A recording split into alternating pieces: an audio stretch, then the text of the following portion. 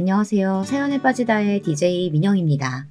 오늘도 첫 번째 사연 시작하기 전에 구독과 좋아요 버튼 눌러주시고요. 그럼 오늘의 사연 함께 시작해 볼게요. 안녕하세요. 저는 60대 중반의 여성입니다. 저는 강남 한복판에서 남편과 함께 20년째 한우 정육식당을 운영하고 있습니다. 그리고 슬아에 딸이 둘이 있는데요. 첫째 딸은 결혼해서 아이도 하나 낳고 잘 살고 있고요. 제 둘째 딸이 몇 년 전에 결혼을 하겠다고 어떤 남자를 데려왔더라고요. 그런데 이 예비사위라는 인간의 뻔뻔스러운 민낯을 본 후 너무 황당하고 화가 나서 딸의 결혼식 일주일 남은 상황에서 억지로 파혼시켜 버렸습니다. 저는 이제껏 이 이야기를 아주 친한 친구에게도 친척들이나 부모님에게도 한 적이 없었습니다. 그런데 그랬던 제가 사연에 빠지다에 처음으로 사연을 보내는 이유는요. 제 사위가 될 뻔했던 그놈의 음흉하고 뻔뻔한 만행을 고발하고 싶어서입니다. 처음에는 사윗감으로서 더할 나위 없이 제 마음에 들었죠. 똑똑해 보이고 살갑게 어른에게 다가가는 그런 남자였거든요. 하지만 그놈은 사실 사기꾼이 따로 없었습니다. 아니, 정말 사기꾼이었어요. 그놈의 집안이나 직업, 그리고 심지어는 총각이라고 했었던 그 모든 것이 거짓말이었습니다. 그럼 지금부터 제가 어떻게 그놈의 사기 행각을 알아보고 우리 딸의 미래를 지킬 수 있었는지 자세히 이야기를 시작해 보겠습니다. 혹시나 글솜씨가 부족하더라도 끝까지 제 사연 읽어주시면 감사하겠습니다. 그리고 저에게 위로와 공감의 댓글 부탁드립니다. 저는 한국전쟁 이후에 폐허에서 우리나라가 막 일어나려던 그때 가난한 부산의 산동네에서 태어났습니다. 아버지는 연탄 배달을 하셨고 어머니도 리어카를 끌면서 고물이나 폐지를 모아 고물상에 팔고 신문을 돌리는 일을 해서 아버지, 어머니, 저와 남동생, 네 식구의 생계를 꾸려나가셨습니다. 저의 부모님은 아직도 벽화동네인 그곳에서 살고 계십니다. 시내에 있는 좋은 집을 사드린다고 해도 마다하시고 말이에요. 그곳이 편하시다고 하시면서 죽기 전까지 고향에서 살고 싶다고 제가 아무리 서울로 올라오시라고 해도 말을 안 들으세요. 아무튼 저와 2살 밑의 남동생은 그 부산의 꼬불꼬불한 파란 버스가 다니는 길로만 산 아래로 내려올 수 있었어요. 가난해서 당연히 차도 없었고 자전거조차 저희에게는 사치였으니까요. 아니면 아침 일찍 일어나 걸어서 내려와야만 학교를 갈 수 있었습니다. 그렇게 고등학교까지 졸업한 저는 부산의 명동이라고 불리는 서면의 한 수협에서 첫 사회생활을 시작했습니다. 저는 상고를 나왔는데 그때 당시 상고 나온 여학생들의 최고의 취업지는 은행이었어요. 저 역시 학교 성적이 좋아 수협에 취직이 되었습니다. 제 부모님은 제가 은행에 취직을 했다니까 눈물까지 흘리면서 기뻐하셨어요. 집안이 가난해서 크게 뒷바라지도 해주지 못했는데 좋은 자리에 취직까지 성공했으니 얼마나 기쁘셨을지 저도 알 수 있었습니다. 매일 힘든 노동으로 고생만 하시는 부모님을 보다 못해 저도 정말 열심히 노력해서 취업을 한 것이었거든요. 저는 그때 첫 출근을 한 후 집에 온 저에게 저녁으로 고등어 조림을 해주셨던 어머니의 정성을 지금까지 잊지 못하고 있습니다. 부산에선 고등어가 비싸지도 않았지만 저희는 그 반찬을 못 먹을 정도로 가난했거든요. 제 동생도 공고를 나온 후 부산에서 자동차 고치는 공업사에 취직을 했습니다. 지금은 공업사를 하나 차리고 사장으로 있습니다. 남동생네는 아들 둘이 전부 그 공업사에서 사원으로 일하고 있는데요. 가족들이 다 같이 하나의 사업을 운영하면서 분쟁이나 다툼 없이 사이좋게 살고 있어요. 그러기가 아주 쉽지 않은 건데 제 동생이 군대 생활을 좀 오래 했거든요. 아들들에게까지 군인 정신을 심어주며 60 넘은 나이에도 공업사를 잘 꾸려나가고 있습니다. 저는 수협에서 일을 하며 처음엔 창구, 그 다음엔 주임으로 승진하여 대출계에서 일을 했습니다. 보통 은행에서는 남자 직원들이 대출계에서 일했는데 저는 여성으로선 드물게 대출계에 올라간 사람이었어요. 그러다 보니 제 성격이 좀 대범하고 자잘한 일에는 잘 신경을 쓰지 않습니다. 애들에게도 그런 가정교육을 시켰고요. 오히려 제 남편의 성격이 좀 섬세하고 나쁘게 말하면 잔잔한데 신경 쓰는 쪼잔한 사람이에요. 본인은 그런 말을 하면 화를 벌컥 내지만 말이에요. 어쨌든 그 당시에 수협에 다니는 여직원은 준매쟁이 아줌마들의 1순위 신부감이었습니다. 그래서 욕심이 생긴 어머니는 잘 아는 동네 아주머니에게 저의 선자리를 부탁하신 것이었습니다. 나중에 그 사실을 알게 된 저는 어머니에게 그런 일을 왜 저와 상의도 하지 않고 먼저 얘기했느냐고 물었어요. 사실 저는 중매로 시집을 가고 싶지 않았거든요. 저는 제 평생을 함께할 남자인데 다른 사람의 눈으로 보고 골라야 된다는 게 이해가 되지 않았습니다.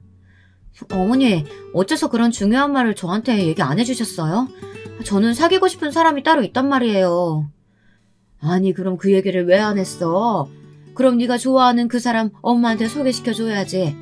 이번 주 내로 안 데려오면 거짓말인 줄 알고 선자리 추진해 볼 테니까 그렇게 알아라.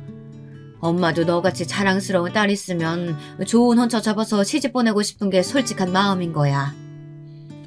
사실 그때 전 만난 지 얼마 안 된 남자친구가 있었습니다. 하지만 그 사람과 결혼까지 해야 할지는 아직 결정하지 못하고 그냥 만나고 있었거든요. 그래서 집에 데려와 소개하지도 않았었고요. 사귄 지 겨우 100일 정도 된 남자를 부모에게 소개하는 여자는 잘 없잖아요. 저는 그 당시에 남자친구에게 엄마가 다음 주에 선을 보라고 강요한다 하면서 그에게 말했습니다.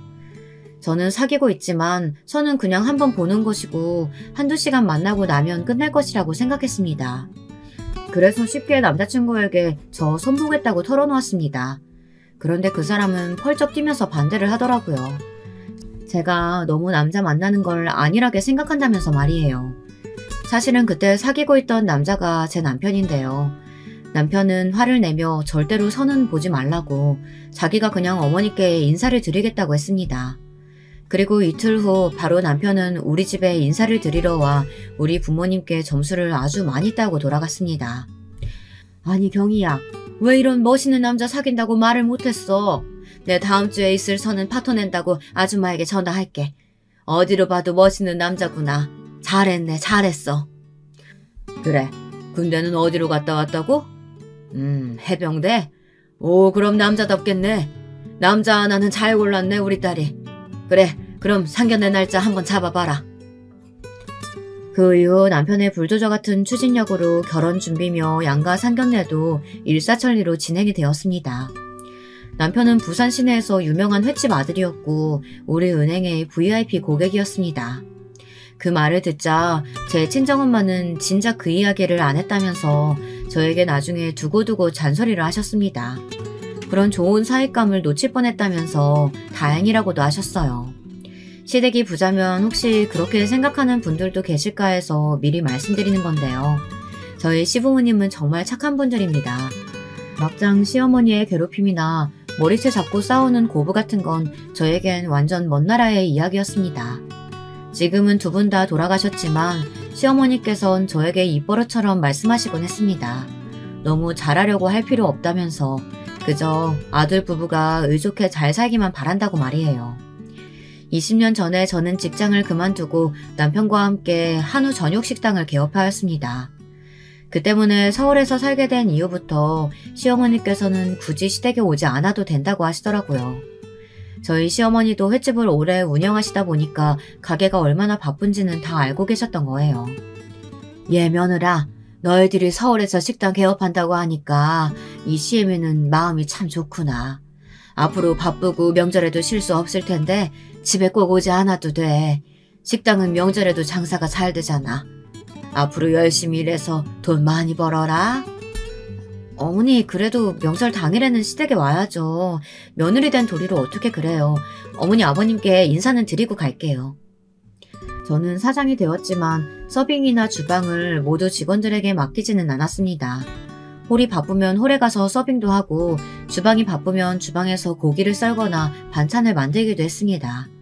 그래서 겉으로 봐서는 제가 사장인지 그 식당에서 일하는 종업원인지 알 수 없는 상황이 오기도 합니다. 실제로 많은 손님들이 저를 일하는 사람으로 착각하고 막대했다가 나중에 미안하다고 사과를 한 적도 많이 있었습니다. 게다가 부부가 모두 식당에 매달려 있다 보니까 제 딸들은 중학교 때부터 집에서 저녁을 먹어본 적이 없었어요. 항상 우리 가게에 와서 먹거나 밖에서 사 먹었어야 했죠. 그런 부분은 우리 딸들에게 아직도 미안하기는 합니다. 처음에 남편은 정육식당을 부산에서 운영하자고 했습니다. 하지만 저는 저만의 가게를 서울 한복판에 제일 장사 잘 되는 곳에서 운영하고 싶었습니다. 그래야 제가 목표한 돈을 많이 번다는 목적을 하루라도 빨리 달성할 수 있을 것 같았습니다. 그리고 처음에는 오시는 손님들에게 무조건 조금이라도 서비스를 주며 단골 장사에 박차를 가했습니다. 처음엔 조금 손해본다고 생각할 수도 있지만 우리 집 고기 맛을 한 번 본 사람들은 2번, 3번은 물론이고 3대가 같이 오시는 단골까지 있거든요. 그런 단골 손님들을 붙잡아야 했어요. 그 덕분에 저는 단골 장사로만 3년이 지나자 식당 투자금을 모두 뽑아낼 수 있었고 순수한 흑자를 기록했습니다. 그리고 10년이 지나자 저의 식당 점포를 제 소유로 가질 수 있었죠. 매달 내던 임대료가 없어지니 오히려 돈을 모으기가 더 쉬워지더라고요. 제가 40대 초반에 식당도 개업하고 그 식당이 장사가 잘 되어서 제가 임대하고 있던 건물을 샀거든요. 그리고 강남대로 사거리에 있는 제 식당 건물은 처음 샀을 때보다 거의 10배가 올라 있었습니다. 그렇게 되다 보니 남편도 저도 이제는 딱 은퇴를 하고 싶다는 생각이 들더라고요. 돈은 남은 평생 쓸 만큼은 있고요. 20년간 1년에 설 당일, 추석 당일 이틀만 쉬고 일요일도 없이 일을 했습니다. 그랬더니 몸도 지치고 인생이 덧없다는 생각이 들더라고요. 저도 딸내미를 결혼시키고 첫 손주를 보고 나니까 주말에는 손주 얼굴도 보고 싶고 좀 쉬고 싶더라고요. 그래서 저는 일주일에 이틀은 식당에 나가지 않고 여행을 다니든지 서울 시내에 가고 싶은 미술관이나 영화를 보거나 하는 시간을 가지게 되었습니다. 나에게 휴가를 주는 시간이라고나 할까요? 남편과 번갈아가며 이렇게 쉬게 됐습니다. 그러다 보니 식당 내에서 단골 손님들이 저의 안부를 물어보는 분들이 생겼어요. 저기 요즘 사장님 얼굴이 잘 안 보이네요. 혹시 어디 아프시대요? 아니에요. 우리 사장님 일주일에 이틀 쉬는데 오늘 쉬는 날이라서 그래요. 아픈데 전혀 없으세요. 요즘은 제 첫째 딸과 사위도 주말에는 식당에 와서 아르바이트를 하고 간답니다. 제 손자를 봐주고 딸이 대신 주방에서 일을 하고요. 사위도 불판이나 숯도 테이블에 배달하고는 합니다. 제 첫째 사위는 광화문에 있는 증권회사에 다니는데요. 주말에는 쉬기 때문에 저희 집에 와서 매주 저녁을 먹고 간답니다. 처음에는 우리 딸이 주말에라도 밥 안 하고 쉬게 하고 싶은 마음에 불러서 공짜로 소고기를 먹여주었지만 어느 날 제 사위가 그러더라고요. 아무것도 안 하고 밥만 얻어먹고 가는 것 같아 바쁘신데 죄송해서 주말엔 안 오겠다고요. 그래서 제가 사위에게 말했습니다. 그렇게 미안하면 먹은 만큼 일을 하고 가면 되는 거 아니냐고 말이죠. 딸과 사위는 그런 생각은 해본 적도 없었나 봐요. 그날부터 서투르게나마 가게에 보탬이 되겠다고 조금씩 일을 하더라고요. 사실 저는 농담으로 한 얘기였지만 애들은 또 그걸 진심으로 받아들였어요. 이제껏 한 번도 도와준 적 없어서 몰랐는데 식당 일이 많이 힘들다며 부모님들은 어떻게 이렇게 늦게까지 일을 하시냐고 놀라워하더라고요. 엄마, 몰라서 죄송해요. 난 세상에서 육아가 제일 힘든 건 줄 알았는데 서빙이랑 설거지도 이렇게 힘든 줄 몰랐어. 앞으로 많이 도와드릴게요. 우리 딸만 좀 잘 봐주세요. 그러게요, 어머니. 이렇게 힘든 일을 매일 하고 사셨으니 존경스럽네요. 주말마다 와서 일하고 갈게요. 다른 아르바이트생 뽑기 힘드시면 연락 꼭 주세요, 어머님. 첫째 사위는 금융 관련 직업을 가져서인지 좀 융통성은 없지만 아주 착한 사람입니다. 저희 딸이 결혼 전에 항공사 승무원으로 있었는데 그때 만났다고 하더군요. 자기들끼리 좋아서 연락처도 주고받고 2년간 사귀다 결혼을 했습니다. 저는 직장도 좋고 몸도 마음도 건강한 사위가 처음부터 마음이 들었고 우리 딸의 시부모님들도 딸이 마음에 들었다며 처음부터 양쪽이 다 좋아했습니다. 그래서 별 문제 없이 첫째의 결혼식은 무르르듯 진행이 되었다고나 할까요? 저는 첫째 사위가 잘 들어왔으니 남은 둘째 딸도 좋은 혼처에 시집갔으면 하는 욕심이 생기더라고요. 저는 첫째 딸을 결혼시키고 나서 둘째 딸에게 말했습니다. 너는 사귀는 남자 없느냐고요. 그러면서 언니같이 성공한 연애를 하라고 둘째 딸을 좀 압박했던 모양이에요. 나중에는 참다 못한 둘째 딸이 저에게 불평을 하기 시작하더군요. 엄마, 난 결혼 생각 아직 없다니까. 내가 30이 됐어, 40이 됐어. 아직은 그럴 때도 아니고 언니 하나 시집 갔으면 됐지. 무슨 욕심이 그렇게 많아요. 난 아직 결혼하고 싶은 마음 없으니까 그렇게 아세요. 네 언니랑 형부 잘 사는 모습 보면 부럽지도 않아? 애가 왜 이렇게 욕심이란 게 없어. 말이 나왔으니 말이지만 여자는 생애 반은 부모 잘 만나서 사는 거고 나머지 반은 남편 잘 만나서 잘 사는 거야. 제가 원래는 그런 사상을 가진 사람이 아닌데 딸만 보면 그런 고리타분한 말을 하고 있더라고요. 여자 팔자는 뒤용박 팔자이니 머리 좋고 예쁜 거 다 필요 없다고, 남자 잘 만나면 된다고 제 어머니가 했던 이야기를 그대로 읊고 있더라고요. 참 저도 못난 엄마였죠. 그러니 그 얼굴만 잘생긴 사기꾼 놈에게 홀라당 넘어갔겠죠. 지금 생각해보면 그놈은 제 딸의 주변을 맴돌다가 계획적으로 접근했던 게 틀림없어요. 제 둘째 딸이 남자들을 많이 못 사귀어봤던 좀 쏙맥 같은 아이였거든요.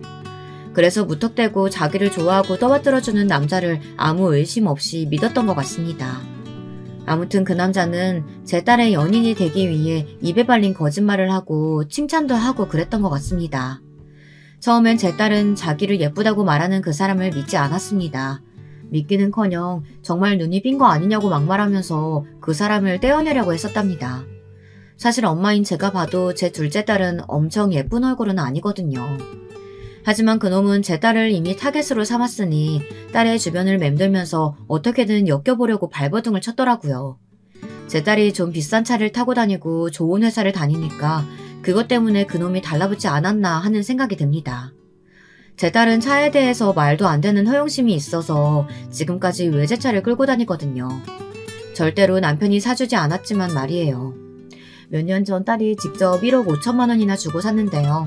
그 망할 놈의 차 때문에 결혼자금도 못 모으고 월급을 몽땅 차 할부금에 쏟아버리는 소위 말하는 카푸어족이라고 합니다. 강남 한복판에서 그런 눈에 띄는 차를 몰고 다니니 그 예비사위 놈이 아니더라도 제 둘째 딸은 꽤 많은 남자들의 눈에 띈 것 같았습니다. 제가 식당 앞에서 제 딸이 어떤 남자에게 붙잡혀 있는 모습을 본 적이 꽤나 있으니까요. 하지만 차만 보고 딸에게 찍적거렸던 놈들은 정말 하나같이 마음에 들지 않았습니다. 그도 그럴 게 어디서 생 양아치처럼 생긴 남자들이 주로 말을 걸어오거나 차를 보면서 휘파람을 불곤 했거든요. 제 딸은 그런 애들은 모른 척했지만 한두 명씩 끈질기게 뒤를 따라다니는 놈들도 있었습니다. 그저 커피나 한잔 하자고 하던 애들은 그래도 점잖은 축에 속했어요. 입에 담지 못할 욕설을 퍼붓거나 벌건 대낮에 호텔을 가자고 소리 지르던 미친놈들도 있었습니다. 아는 게 아니라 제 딸에게 그런 놈들이 하도 들이대니 남자는 지겹다고 생각이 든 것일지도 모르겠습니다. 어느 날 딸은 또 그런 양아치 같은 놈에게 걸려서 실랑이를 벌이고 있었습니다. 저는 식당이 바빠서 자세한 상황을 목격하지는 못했지만 나중에 딸한테서 들어보니 대충 이런 내용이었습니다. 왜 이래요? 자꾸 귀찮게 하면 경찰 부를 거예요? 얼른 비키지 못해요? 아니 내가 그쪽을 뭐 어떻게 한다고 했어요? 그냥 전화번호 다 달라니까. 그렇게 연락 좀 하다가 뭐 좋으면 밥 한 번 먹고 그러는 거지 뭐. 무슨 여자가 이렇게 빡빡하게 굴어. 이봐요. 여자분이 싫다고 하는데 왜 자꾸 들이대는 거예요? 당신 자꾸 그러면 스토킹 혐의로 경찰에 신고할 거야. 얼른 떨어지지 못해? 그 사람들 많은 사거리 한복판에서 두 남자가 여자를 두고 싸움판이 벌어졌으니 지나가던 사람들은 누구든 한 번씩 돌아보고 구경하고 했겠죠. 그리고 그 수상한 남자는 점점 사람들이 모여들자 욕을 한바탕 내뱉고는 달아나 버렸습니다. 예비사위는 부들부들 떨고 있던 제 딸에게 다가가 착한 눈으로 괜찮냐고 부드럽게 물어봤다고 하더군요. 딸은 자기를 공경해서 구해준 사람이니 고마웠던가 봅니다. 그 남자를 의심도 하지 않고 전화번호를 가르쳐주고 그 후부터 그 남자에게 빠져버린 것이었어요. 공경해서 구해준 놈이 사실 더 나쁜 놈이었는데 그 당시에는 딸이나 저까지도 그걸 전혀 상상도 못했습니다. 딸에게서 예비사위와의 첫 만남의 이야기를 듣고 저는 그 남자에게 흥미가 생겼습니다. 남자라면 알레르기처럼 끔찍이 싫어하던 딸이 그 남자에 대해서만은 사람처럼 말하고 좋은 사람이라고까지 얘기를 했거든요. 그러니 가뜩이나 걱정되던 딸이 남자가 생겼다는데 어떤 부모가 좋아하지 않을 수 있겠습니까? 저는 딸에게 빠른 시일 내로 그 사람을 한번 집으로 데려와서 인사를 시켜달라고 말했습니다. 딸은 아직 좀 이르다고 아직 그 사람이 어떤 사람인지 알아가는 중이라고 했습니다. 하지만 저는 딸에게 그 사람과 사귀면서 알아가고 얼른 엄마에게 보여달라고 지금 생각하면 너무 후회스러운 말이었습니다. 결혼을 하려면 적어도 사계절은 지내보고 하라는 말이 있는데 그 말이 맞다는 걸 저는 이번 사건을 겪으면서 알게 되었습니다. 저는 그놈의 외모, 능력이나 겉으로 보기에 번지르르한 것만 가지고 그 남자를 판단했습니다. 그리고 놓치고 싶지 않은 사윗감이라고 내 멋대로 단정을 내렸어요. 제 남편은 그런 저에게 예비 사회를 다시 찬찬히 살펴본 후 결혼을 시키더라도 시키자고 하며 말렸습니다. 하지만 저는 둘째 사회도 잘 들어와야 한다는 욕심에 남편의 말을 들은 척 만척했습니다. 아니, 알아보지 않아도 그 사람 멋지고 직업도 좋고 저번에 집에 와서 다 이야기했다니까. 그런데 왜 또 다 끝난 얘기 가지고 싸움을 하려고 들어요. 신중해서 나쁠 건 없잖아. 다 그 사람이 얘기한 것뿐이지 우리가 직접 알아본 것도 아니고. 당신은 어떻게 그렇게 우리 딸 미래에 대해서 물렁하게 생각해? 확실히 알아볼 건 알아보고 상견례도 다 하고 나서 결정해도 안 늦어. 상견례는 당연히 할 거긴 한데 너무 의심병 걸려있는 거 아니야, 당신?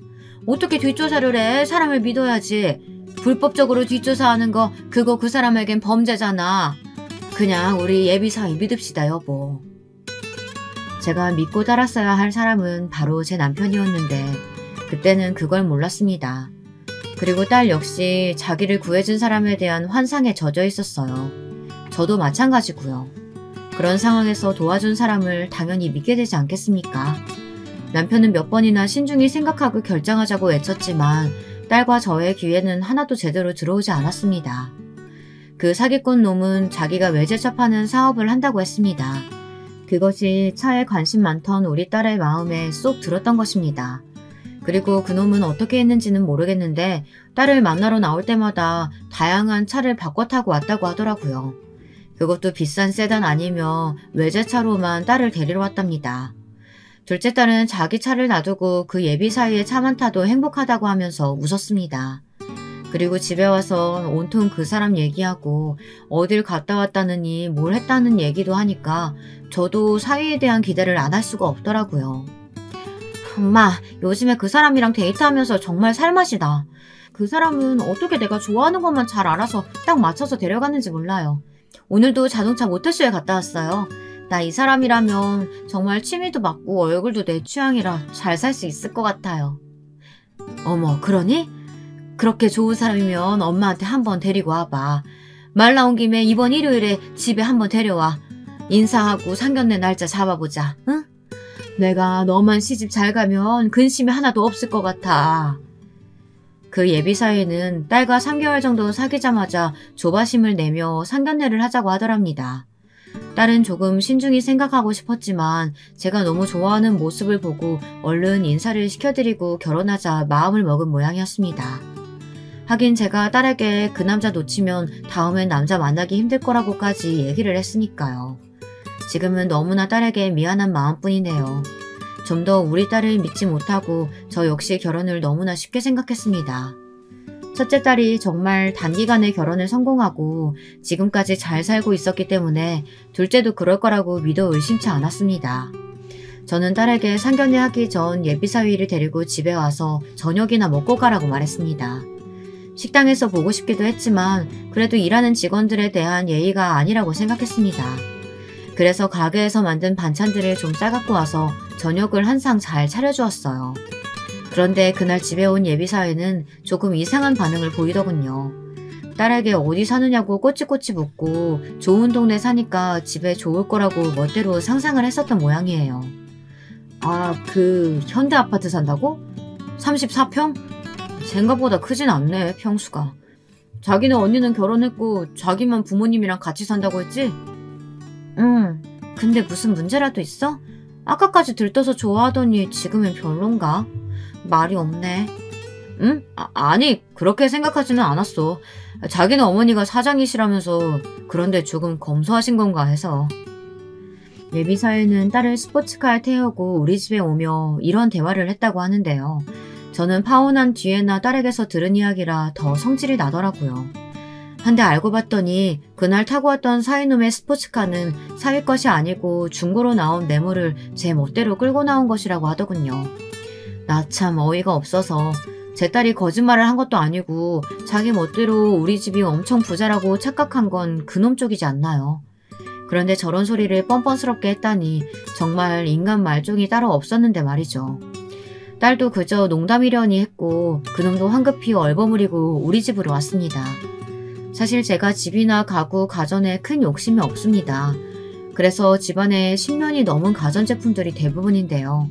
어차피 집에서 밥을 한 끼 정도밖에 안 먹기 때문에 저는 사는데 크게 불편하지 않아 굳이 좋은 가구 가전을 들이지 않았습니다. 집도 제가 갖고 있는 강남의 8층짜리 식당 건물에 비해서는 좀 단촐한 편이었죠. 30평대의 낡은 아파트에 살고 있었습니다. 하지만 제 예비사회는 그런 것에 전혀 신경 쓰지 않는 건실한 사람인 줄 알았죠. 그저 제가 보기엔 착하고 직업도 괜찮고 외모도 좋은 그런 남자였으니까요. 하지만 그는 처음 보는 우리 집의 인테리어며 모든 것이 낡았다고 제 옆에서 좀 조심스럽게 얘기하는 척 하더니 가기 전에 본색을 확 드러내더군요. 딸과 스스럼 없이 즐겁게 이야기하며 밥도 맛있게 먹길래 저는 그날 저녁 식사가 끝까지 좋게 끝나는 줄 알았습니다. 하지만 집에 가기 바로 전에 그놈은 본성을 내뱉고 나가더라고요. 정말 조그맣게 입속으로 중얼거린 혼잣말인데 딸은 우연히 그 소리를 들었다고 합니다. 아, 잘못 찍었네. 진짜 재수가 없나. 공주님인 줄 알았더만. 응? 지금 자기 무슨 얘기야? 그거 나한테 한 말이야? 아니, 그냥 딴 생각을 좀 했어. 어제 본 TV 프로 말이야. 딸이 아는 척을 하자 그놈은 급하게 손사래를 치며 후다닥 도망치듯 우리 집을 나갔습니다. 나중에 경찰서에서 들은 말인데 그때 그놈은 우리 집에 뭐 털어먹을 것이라도 있나 사전조사를 나온 것이었다고 실토했다고 하네요. 그 말을 듣는데 너무 소름이 발밑에서부터 쫙 끼치는 거예요. 얼마나 무섭던지 말이에요. 그 후부터 그 예비사위란 놈은 제 딸에게 열광하던 걸 조금 식었다고 해야 할까요? 하여튼 가끔씩 바쁘다고 제 딸을 바람맞히기도 했다고 하네요. 그렇게 나온 걸 딸은 그놈이 밀당이라도 하는 줄 알고 더 애를 태워가며 그렇게 문자 보내고 연락을 했다고 해요. 지금 보면 우리 딸이지만 참 쑥맥이고 미련한 데가 있는 애였던 거죠. 그래서 그 남자친구에게 20만원, 50만원씩 찔끔찔끔 돈도 빌려주고 참 모자란 짓을 많이 했습니다.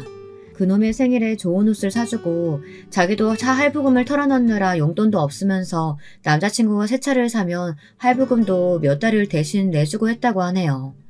저는 그런 이야기도 파혼하고 나서 들었던 거라 너무 어이가 없고 화가 났습니다. 그렇게 떼인 돈이 한 500만원 정도 됩니다. 지금도 그놈에게 빌려준 돈이니 갚으라고 민사상으로도 내용 증명을 보냈는데 그놈이 돈이 없다고 배째라고 나가는 판이라 받을 수가 있을지 모르겠네요.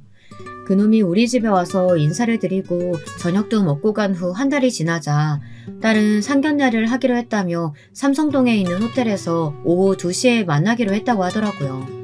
남편과 저는 그때 첫째 딸 내외에게 식당 좀 알아봐달라고 말하고는 가장 좋은 옷을 꺼내 입고 나갔습니다.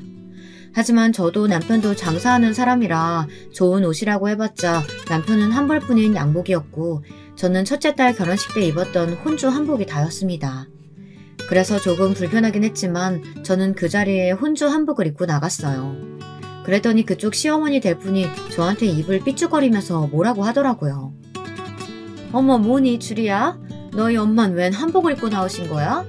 평소에 입을 옷이 없나 봐? 아들, 너 주리네 집이 돈이 엄청 많다면서 이게 뭐니? 부잣집에서 옷이 없다는 게 말이 돼? 너 뭘 잘못한 거 아니야? 네? 아니 안 싸돈 지금 무슨 말씀 하시는 거예요? 아니 제 말이 틀린 건 아니잖아요. 평소에 뭐 입고 나오실 옷이 없어서 그런 촌스러운 한복을 입고 나오냐고요. 누가 상견례 자리에 한복을 입어요? 당신은 무슨 무례한 말이야 그게. 아이고 사부인 죄송합니다. 우리 마누라가 말을 좀 거칠게 했나 봅니다. 제가 대신 사과드릴게요. 너그럽게 봐주세요 사돈. 아닌 게 아니라 그 예비 시어머니는 명품 옷으로 온몸을 두르고 액세서리도 무겁게 세트로 하고 나왔더군요. 참 아들이 누굴 닮아서 그렇게 허영심이 심한지 알 것 같더라고요. 그 예비사회는 저에게 고개를 숙이긴 했지만 하나도 미안한 기색은 없었습니다. 저는 그저 상견례 자리를 넘기기만 하면 되겠다 생각하고 그때부터 말을 아꼈습니다. 저도 사위 집안이 부자인 줄 알았고 인간인지라 딸이 너무 가난한 시댁에 시집가서 고생하는 꼴은 보고 싶지가 않았거든요. 그래서 충분히 물어볼 수도 있는 질문이다 하고 생각하기로 했습니다. 비록 기분이 좋지는 않았지만 말이에요. 한데 그 시어머니 될 여자는 어찌나 수다스럽던지 저는 1시간 가까이 일방적으로 듣기만 해서 귀에서 피가 날 정도였습니다. 그것도 다 자기 집안 자랑, 아들 자랑 뿐이니 제가 얼마나 기가 막혔는지 여러분들도 아실 것이라 짐작이 되네요. 저는 그날 먹은 음식들이 뭐였는지 하나도 생각이 안 날 정도로 앞에서 침 튀겨가며 떠들어대던 딸의 예비 시어머니를 견뎌내야 했습니다. 저도 말을 안 하는 편은 아니었지만 그 여자 앞에서는 그냥 입 다물고 조용히 있는 게 낫겠다 싶을 정도였습니다. 옆에서 자기 남편이 그렇게 단속을 하는데도 고삐 뿔린 망아지 마냥 떠들어대는 시어머니를 딸도 역시 조금 버거워하는 눈치였습니다. 제 딸은 진짜 완벽 내형형 인간이라 그런 사람들 옆에 있으면 가만히 있어도 기가 빨리는 성격이거든요. 그래도 딸이 시어머니와 같이 살 건 아니니까 저는 그 일방적인 수다폭탄을 전부 들어주고 맞장구 쳐줬습니다. 그렇게 상견례가 끝나고 나니 정말 귀가 멍멍하더라고요. 확 늙어버린 기분도 들고 말이죠. 제 딸도 시어머니가 이렇게 말이 많으신 분인 줄은 몰랐다고 하더군요. 남편 말고 시어머니와 같이 산다면 돌아버릴 것 같다고 말하더라고요. 다행히 1년에 2~3번 명절 제사 때나 보면 된다고 저는 딸을 위로해 주었습니다. 하지만 그렇게 어찌어찌 넘어간 상견례가 며칠 지나기도 전에 그놈은 저희 식당에 와서 개같은 인간성의 끝을 보여주고 가더군요. 그날은 월요일이었는데요. 저는 저녁 시간에 홀이 너무 바빠서 서빙을 도와주는 중이었습니다. 그런데 그 예비사위란 놈이 한 무리의 동년배 남자들과 떠들면서 손님으로 들어오더군요. 저는 사위에게 아는 척할까 하다가 학교 친구들이나 회사 회식이면 어쩌나 생각해서 일부러 모른 척을 했습니다. 처음엔 홀 서빙하는 다른 직원을 보내서 별실로 안내했죠. 나중에 계산을 하려고 할 때 제가 이 식당임을 말하고 사위를 깜짝 놀라게 해줄 생각이었어요. 물론 돈이 얼마가 나오든지 공짜로 해줄 생각도 있었습니다. 앞으로 사위가 될 건데 한 끼 밥값쯤은 공짜로 해줘도 괜찮겠다 생각했어요. 친구들 앞에서 사위의 체면을 세워줄 적절한 기회이기도 하고요. 그래서 일부러 쌈야채도 많이 주고 반찬도 많이 퍼 담았습니다. 그렇게 그 별실의 식사가 거의 끝나갈 무렵 저는 식후 수정과를 들고 사위의 테이블을 찾아갔습니다. 이제 보니까 손님들 우리 둘이 남자친구의 친구들인가 본데 오늘 제가 싹싹하게 미소를 지으며 수정과를 하나씩 서빙하려고 하는데 갑자기 그 예비사위라는 놈이 의자에서 벌떡 일어나 멍청한 표정으로 소리를 버럭 질렀습니다. 어머님, 주리가 어머니 분명 사장님이랬는데 혹시 여기서 서빙으로 일하고 계시는 거였어요? 아이씨, 진짜 그년 진짜 뭣도 없이 가난한 년이었어? 난 또 정말 부잣집 딸인 줄 알았는데. 아줌마, 나 아줌마 딸 주리랑 결혼 안 해. 내가 주리한테 얼마나 공을 들였는데 아줌마가 여기서 서빙 직원으로 일하고 있는 거 알았으면 애초에 당신 딸 같은 여자 만나지도 않았어. 고깃값 공짜라고 장모님이 쏜다고 말하려고 했던 저는 놀라서 눈을 휘둥그레 뜨고 경악해 어깨를 부들부들 떨었습니다. 그놈이 하는 소리가 너무 어이가 없고 열이 받는 거예요. 그래서 그놈의 헛소리를 바로 받아채지는 못했던 것이었어요. 감히 우리 둘째 딸을 몰라보고 그딴 헛소리를 짓거려대는지. 하기는 그 덕분에 제가 그 싹수노란 놈을 우리 딸과 결혼시키는 실수를 하기 전 떼어버릴 수 있었으니 어쩌면 다행이라고 할 수도 있겠네요. 그런데 제가 오래 돌아오지 않자 걱정이 되어 별실에 들어왔던 우리 직원이 그놈이 제게 소리치는 것을 다 듣고 하도 기가 막혀 저 대신 대답을 해주었습니다. 아니 이봐요.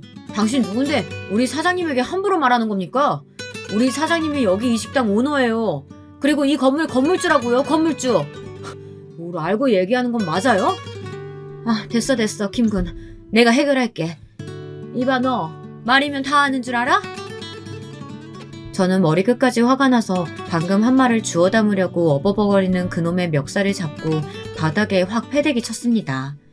그 자리에 있던 사위의 동창 친구놈들은 저놈 저럴 줄 알았다 이렇게 수근대며 팔짱을 끼고 이 사태를 지켜보고 있었습니다. 그놈은 친구들의 앞에서 망신을 단단히 당하게 된 것이었죠. 바닥에 엉덩방아를 찍고 쓰러진 그 예비사위란 놈에게 저는 삿대질을 하며 힘주어 똑똑하게 말했습니다. 야, 이 싸가지 없는 새끼야. 너 우리 주리를 돈으로만 보지? 그러니까 그런 개같은 소리가 거르지도 않고 그냥 터져나오지. 너야말로 잘 들어. 다시는 우리 딸내미한테 찍접대지 마. 이 근처로 얼씬도 하지 말고. 내가 이 8층짜리 건물 건물주거든? 그리고 이 고깃집 20년째 여기서 연매출 10억씩 찍는 식당인걸 너도 알겠지? 너는 지금 방금 엄청난 봉을 놓친 거거든. 그러니까 혓바닥 조심해. 알았어? 다시 우리 주리 주위에 얼쩡되면 경찰서에 신고할 거야? 얼른 꺼져. 그리고 여기서 먹은 고깃값 50만 원 네가 다 내고 가라. 알겠어? 어머님. 저 지금 정말 말실수한 거예요. 잘못했습니다. 어머니 제발 용서해주세요. 저 주리 너무 사랑합니다. 주리 없으면 저 못 살아요. 용서해주세요. 갑자기 마루바닥에 무릎을 꿇고 두 손 모아 싹싹 빌기 시작하는 사이놈의 행태를 보던 친구들은 그놈에게 한 대씩 발길질을 하거나 뒤통수를 치며 가게를 나가버렸습니다. 어이구 이 병신 새끼. 너는 고딩 때부터 입이 화근이었어. 또 그럴 줄 알았다 내가. 이 미친 새끼야. 나한테 연락하지 마 이제. 에휴 이 병신 찌질이 같은 새끼. 아직도 너 사귀던 여자한테 삥 뜯고 다니면서 살고 있냐? 내가 애저녁에 너랑 연을 끊었어야 하는데 이런 꼴 다 보고 나서 끊으려니까 불쌍하다 야. 잘 살아라. 내가 돈 줄게. 고깃값에 보태 써라. 이렇게 돈 5만 원 던지고 나가는 친구, 바닥에 침 뱉고 나가는 친구 등등 그날의 사위놈은 동창 모임에서 완전히 매장당하고 말았습니다. 그걸로 저는 사적인 복수를 다할 수 있었고요. 당연히 그놈은 그날의 식대도 계산 못하고 무전 취직으로 경찰에 잡혀 들어갔습니다. 그런데 알고 봤더니 그놈이 제 딸한테만 그런 게 아니고 여러 여자들을 등쳐먹고 다닌 사기꾼 새끼였단 거예요. 제 딸한테 했던 방법으로 다른 여자들도 만나고 다니며 좋은 차로 꼬셔내고 그 차값을 달마다 대신 갚아달라는 식으로 돈을 뜯어냈던 거였습니다. 게다가 그놈은 서류상으로도 유부남이었어요. 경찰에 신고당한 후 신원조회를 하는데 그런 사실도 막 쏟아져 나오더라고요. 저는 정말 머리가 아프더군요. 게다가 진술을 하다 보니 그놈의 사기 한격에 놀아간 다른 피해자들도 쏙쏙 밝혀졌습니다. 저는 이 기가 막히고 어이없는 사실을 딸에게 전화로 알렸습니다. 네 남친이란 놈이 우리 식당에 와서 무전취식을 하려다 걸려서 경찰서에 있다고 말이죠. 딸은 정말 놀랐나 봐요. 이 미친 새끼가 너 유부남이었어? 내가 어떻게 너 같은 새끼한테 속아서 여기까지 왔는지 내가 미친년이지. 아휴 당장 파혼이야. 너 다음에 감방 가서 나와도 나 마주치지 마라. 다시 만나면 내 손에 죽는다. 경찰서 유치장에 갇힌 채로 눈물을 흘리고 있는 그놈의 뒤통수에 대고 우리 딸은 화난 얼굴로 소리를 질러댔습니다. 그놈의 실체를 제 입으로 듣고 경찰서로 달려왔던 우리 딸은 처음엔 제 말을 믿지 못해 눈으로 직접 확인해봐야겠다고 하더니 실제 초라한 그놈의 면상을 보고 오만 정이 다 떨어졌나 보더라고요. 차라리 잘 됐어요. 아무런 미련 없이 그놈을 우리 딸 인생에서 딱 잘라냈다는 것만 해도 저는 성공한 거라고 생각합니다. 정체가 까발려지다 보니 그놈은 만으로는 물론이고 3살짜리 애까지 있더라고요. 여러분, 세상에 이런 못된 사기꾼 놈이 우리 딸을 속였다니 제가 얼마나 화가 났겠습니까? 저는 정말 잘나가는 변호사를 고용해서 그놈에게 혼인 빈자 사기죄로 무거운 형량을 때려달라고 했습니다. 그뿐만 아니라 민사소송으로 위자료도 받아냈습니다. 하지만 그놈은 능력은 없고 빚만 엄청 가진 놈이라 아직도 위자료는 전행 집행되지 못하고 남아있습니다. 그놈의 부모가 저희 집으로 찾아와 제발 합의해달라고 빌었지만 저는 절대 들어줄 생각이 없습니다.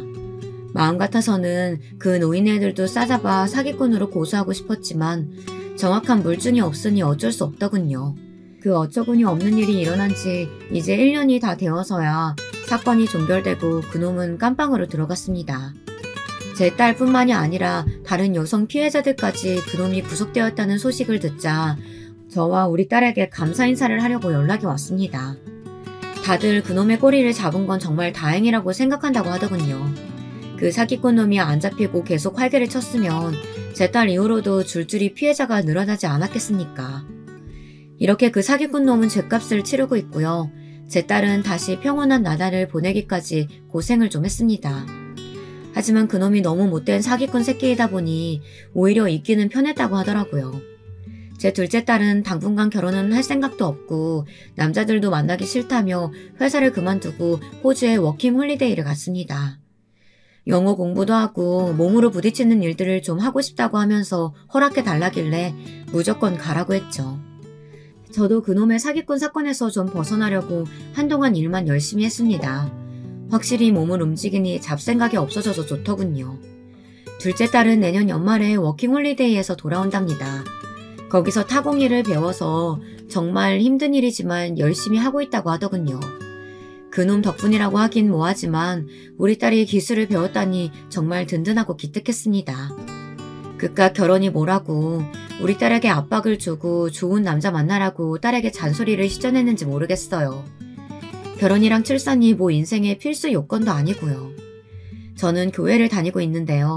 우리 교회 목사님과 장로님은 무조건 남녀는 결혼을 해야 된다는 말씀을 하시지만 말이에요.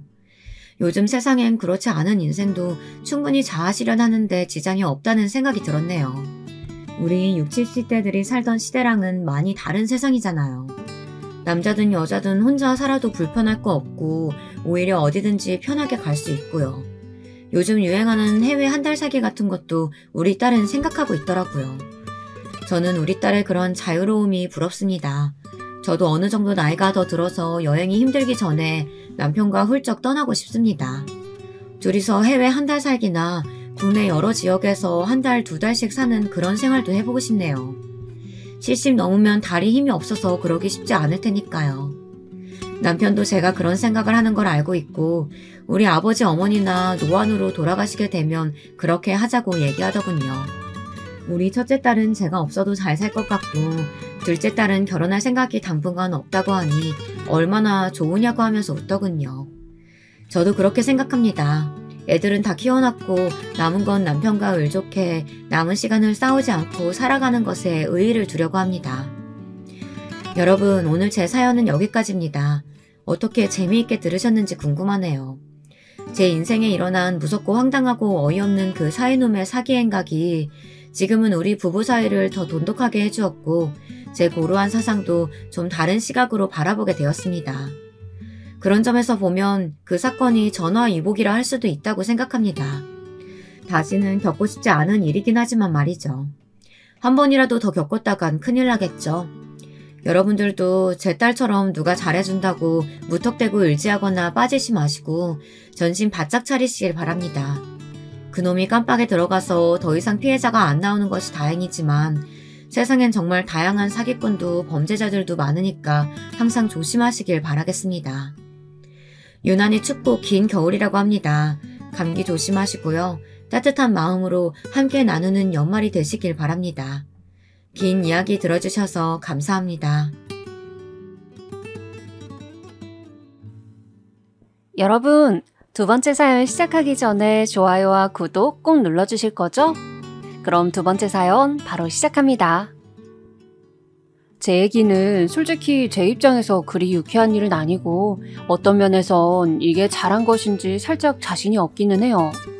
주변에서는 잘한 것 같다고 하긴 하는데 저도 좀 지나봐야 알 것 같네요. 하여간 저처럼 사회에 말썽 안 일으키고 잘 살고 있는 사람을 왜 그렇게 못 괴롭혀서 안달인지 좀 더 갚아주지 못한 게 약간 아쉽기는 합니다. 일단 제 사연을 꺼내놓아 보자면 다시 옛날 얘기부터 거슬러 가야 할 것 같아요. 오늘 아마 여러 번 울컥하거나 분노에 치달을 수도 있겠지만 감정 기복이 다소 심해지더라도 조금은 이해해 주셨으면 합니다. 저희 집은 친정아빠가 일찍 돌아가셨고 엄마가 홀몸으로 아주 힘들게 일하셨어요. 얼마 안 되는 월급을 받아가면서도 저와 남동생을 키우겠다고 고생 많이 하셨고 저도 그런 모습을 알고 분수껏 살겠다고 노력을 했었어요.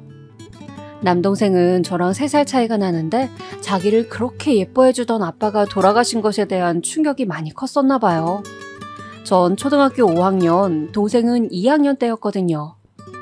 아주 많이 어린 나이도 아니었지만 맨날 공 갖고 놀러 다니면서 자기를 안아주던 아빠가 교통사고로 한순간에 자취를 감췄으니 견디기 힘들었을 거예요. 동생뿐 아니라 우리 집 전체가 오래도록 초상집 분위기였고 참 야속하게도 이때 할머니랑 고모들이 우리 집 찾아와서 못할 말들을 많이 했었거든요. 그 덕에 제 동생이 약간 자폐마냥 말도 이상하게 더듬게 되고 학습적으로도 떨어지게 된 것 같아요. 엄마가 할머니와 싸우는 걸 보고 애가 막 경기를 일으켰었거든요. 오죽하면 저도 어렸는데 제가 막 소리를 질러서 싸움을 중재했었지 뭐예요. 엄마, 할머니, 용재가 이상해. 얘 거품 물어. 어떡해.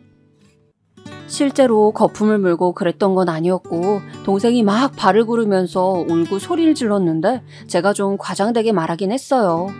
우리 할머니랑 고모가 저한텐 좋은 분들이시지만 엄마에게는 나쁜 사람일 수도 있겠다는 걸 그때 처음 알게 되었답니다. 제가 소리를 지르기 전만 해도 이런 말들이 오가고 있었고 위기감을 느낄 정도였으니까요. 그러게 하여간 너가 들어오고부터 얘가 하는 걸 다 말아먹기 시작했어. 이래서 여자를 잘 들여야 한다니까? 내 아들놈 잡아먹고 너는 팔자 편하냐? 어? 이 집도 어떻게 할 거야? 우리 아들이 다 읽어놓은 거 아니야? 참 무섭게도 할머니는 곧장 엄마의 뺨이라도 때릴 기세로 분풀이를 하고 있었어요. 고모들도 우리에겐 용돈도 주시고 좋은 분들이긴 했지만 엄마를 몰아세우는 모습을 보니 너무 싫어지더군요. 그런 와중에 제 동생이 저렇게 구르고 난리가 났으니 어른들은 일제히 다 놀라서 완전히 분위기가 분산되어 버렸어요. 엄마로서는 제 동생의 이런 발작과 한동안 말도 잘 못하고 힘들어하던 모습이 과연 마냥 힘들기만 했을지 잘 모르겠어요. 왜냐면 그때 할머니랑 고모들이 매일같이 집에 와서 엄마를 괴롭혔는데요. 동생이 발작만 시작했다 하면 혀를 내두르며 가방을 들고 다시 나가셨거든요. 아이고 못 살아 진짜. 이게 뭐야. 하나밖에 없는 손주까지 저렇게 발작을 하고 허튼 소리를 내고 앉았으니 내가 아들도 보내고 손주까지 보내고 이건 진짜 늙은이 말려 죽이는 거라고. 내가 정말 너 가만 안 둘 거야. 너는 네 명에 못 살 줄 알아라. 어? 남편 그렇게 일찍 보내놓고 지밖에 모르는 팔자 억센 게 어디 네 명은 길 줄 아냐? 이렇게 온 집안을 헤집어 놓는 할머니의 고함소리, 그리고 뒤이어 따라오는 끔찍한 울음소리며 어린 저에게도 지긋지긋하고 고루하기 짝이 없었어요. 배를 누르는 할머니의 기척부터가 신경을 곤두서게 만들었는데 우리 엄마는 얼마나 힘들었었을까요? 엄마가 어쩌다가 외할머니한테 전화해서 외할머니 목소리를 듣자마자 엄마 하고 한마디를 뱉는 걸 들은 적이 있어요. 그 이후로 엄마는 말을 잇지 못하고 계속 꺽꺽 울기를 한참을 했어요. 안방에서 엄마가 그렇게 토하듯 울음을 헹궈내는 소리를 들으며 저와 남동생 역시 우리 방에서 숨죽여 목소리를 내지 못했어요. 엄마는 그러고도 곧바로 얼굴을 말끔히 씻은 뒤 나와서 밥 금방 해주겠다고 쌀을 씻는 사람이었습니다. 아빠를 잃은 슬픔은 엄마도 클 텐데 엄마는 한 번도 저렇게 괴롭혀대는 할머니와 고모들을 오지 말라 소리를 하지 않더라고요. 참 결혼이란 지긋지긋한 것이구나. 할머니와 고모들은 TV에서만 보던 무서운 시어머니와 시댁 사람들이구나. 이런 것들을 저도 사춘기가 넘어가며 느끼게 되었답니다. 이후로 할머니는 치매에 걸리셔서 고모들은 뒤치다꺼리를 하느라 우리 집에 올 수가 없었어요. 안 그래도 제 동생이 정신과 상담도 받고 상태가 안 좋은데 아무리 고모들이 정이 없고 무서운 사람들이라도 여기에 할머니까지 보낼 순 없었으니까요. 그러니 제가 생각할 때 그 지옥 같은 시집살이와 괴롭힘에 있어 엄마에게 아들인 제 동생의 지병은 어쩌면 차라리 조금은 숨통을 트이게 해주는 것이 아니었을까 싶더군요. 그 덕분에 시댁 식구들이 더 가까이 하지 못했으니까요. 일단은 그땐 그랬다고 치더라도 시간이 가고 또 가고 동생은 어찌어찌 잘 극복해서 군대에 다녀오긴 했어요. 하지만 그렇다고 해서 상황이 썩 나아진 건 아니에요. 얘가 군대를 다녀올 때만 해도 저와 엄마는 상당한 희망에 젖어 있었으나 문제는 이후부터 사회에 못 나가더라고요. 제가 몇 마디 말을 해봐도 대화가 잘 안 되었어요. 용재야, 너도 이제 슬슬 밥벌이를 해야지. 너 포토샵이나 이런 것들 좀 하잖아. 그런 것들로 디자인 회사나 이런 거 지원해보면 안 돼? 대학도 나름 나왔고 할 수 있는 게 있잖아, 어? 하지만 이런 말들을 아무리 해봐도 동생은 여전히 사회에 나가는 것을 좋아하지 않았어요. 그런 근심을 안고 동생이 늘 걸렸던 저에게 새로운 고민거리가 하나 있었으니 바로 결혼이었어요. 동생의 결혼이 아닌 제 결혼 말이에요. 직장에서 좋은 사람을 만났고 연애를 꽤 신중하게 5년 정도 했었어요. 저의 모든 사정들을 다 알고도 그는 프로포즈를 해왔고 그런 와중에 자기의 이야기도 아주 조심스레 털어놓더군요. 들으면서 한편으로는 참 안쓰럽게 느껴지기도 하고 슬퍼졌었어요. 마치 저와 제 동생의 좀 다른 버전의 이야기 같았거든요. 나한테는 형이 있는데 장애가 있어. 그래서 어릴 때 늘 내가 같이 데리고 다니고 했었는데 여전히 일도 못하고 사람들도 잘 못 만나고 그렇게 집에만 있어. 나는 형이 늘 걸려서 결혼을 생각하지 못했거든. 그런데 윤이 너를 만나는 동안 이상하게 그렇게 가정을 꾸리고 싶어지지 뭐야? 나도 꽤 신중한 편이라 엄청 고민했고 평생 결혼 안 하겠다는 생각도 했어. 그런데 그게 잘 안 되는 거야. 당시 이 사람은 썩 좋은 환경에 있진 않았지만 일단 일원 중에 아래에 남동생이 한 명 있었거든요. 그런데 일찌감치 결혼을 했었더라고요. 그러면서 본인도 결혼에 대해 조금씩 생각을 했었나 봐요. 저도 이 사람에게 인간적으로 호감이 있었고 이성적으로 갖는 애틋한 사랑의 마음도 있었고 결국 이런 것들이 얽히고 섞이면서 결혼에 꼴이 나게 되었답니다. 처음에 엄마는 무척 반대를 하셨어요. 윤희야, 결혼 천천히 해도 돼. 아니, 안 해도 돼. 여자가 꼭 그렇게 결혼에 매달릴 필요가 없어. 그 집 사정 내가 듣기에도 딱하다만 그래도 그거 네가 다 감당하고 지고 갈 거 아니잖아. 너 엄마 같은 인생 살면 안 돼. 엄마는 이미 빤히 네 미래가 보인단 말이야. 이 말에 저도 얼마나 가슴이 턱턱 막히고 고구마 먹은 것 같던지 내가 생각해도 엄마 말은 틀린 거 하나 없는데 왜 이렇게 결혼에 이끌리나 싶었어요. 결국 결혼 전날 눈이 퉁퉁 붓도록 울던 엄마와 역시나 결혼식 날 당일에도 둘이 너무 부둥켜 안고 울어서 제 하객이었던 친구들도 머쓱했었답니다. 아무튼 그렇게 결혼하고 난 뒤 실제로 엄마가 말했던 현실들이 제 눈앞에 부채살을 착 펼치듯 사라랑 열리지 뭐예요. 다름 아닌 저희 시어머니 말이에요. 뭐랄까 다행히도 아버님은 바쁘셔서 그런지 몰라도 집안일 돌아가는 것엔 크게 관심은 없으셨단 말이에요. 그런데 어머님은 되게 본인 자식들 사이를 왔다 갔다 하시면서 정치질을 하시더라고요. 본인의 아픈 큰아들은 그렇게 애달아 죽겠고 막내 아들은 여자같이 반반한 얼굴이니 너무 이뻐 죽겠고요. 게다가 장가까지 일찍 가버렸으니 더 애틋한 거예요. 헌데 그 사이에 낀 우리 남편은 무슨 장남대하듯 모든 책임을 다 지우려고 하고 함부로 말씀을 하시더군요. 진짜 남의 집 딸인 며느리보다 자기 자식인 아들을 저렇게 무시하는 경우는 처음 봤어요. 정철이 너 이번에 집 이사하는 거 알지? 너 장가 가서 네 몸만 쏙 나갔다고 입 씻으면 안 된다 너. 그간 먹여 살려주고 키워주는 애를 남자라면 알아야지. 니들 집은 집이고 부모랑 형은 쓰러져가는 집에 사는 거 볼 거 아니잖아. 그런 게 다 죄가 되는 거야. 네 마누라랑 잘 상의해서 얼마 보탤 건지 알려줘라. 아예 대놓고 이렇게 돈을 뜯어가다니요. 심지어 시댁에선 남편이 그 작은 빌라 하나를 구해 얻을 때까지 돈 1,000만 원도 대주지 않으셨어요. 축의금 계산할 때에도 남편 앞으로 들어온 것 저희한테 조금도 넘겨주지 않으셨고요. 오롯이 전부 시댁에 다 가져가고 손도 못 대봤어요. 하다 제가 너무 답답해서 남편에게 당신도 참 불쌍하다고 말을 했더니 이때 남편이 아주 생뚱맞은 얘기를 꺼내는 거예요. 솔직히 심증은 있을 정도로 아주 험악한 자식 차별이긴 했지만 이건 너무나 납득이 되어버리는 슬픈 진실이었어요. 동시에 남편이 더더욱 불쌍했고요.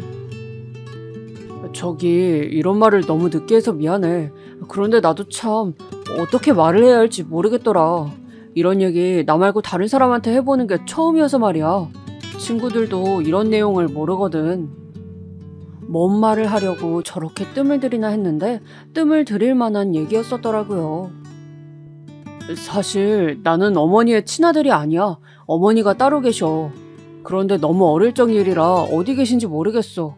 솔직히 찾지도 않으시는 것 같아.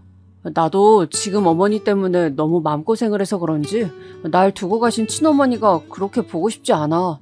원망감이 더 큰 것 같아. 세상에 친자식이 아니었다니요.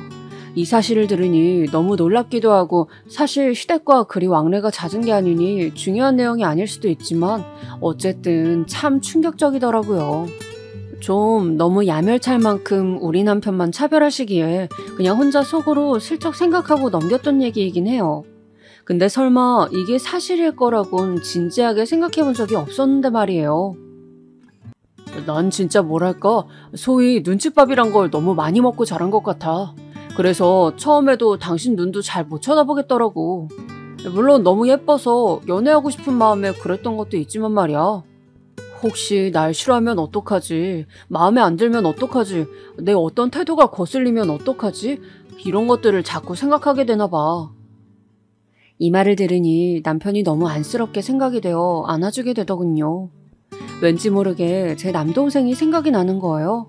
제 동생은 이런 배경은 아닐지라도 어쨌건 부모의 부재로 인해 그리고 요란스러운 주변 환경이었던 할머니와 고모들의 만행으로 인해 꽤나 스트레스를 심하게 받았어요.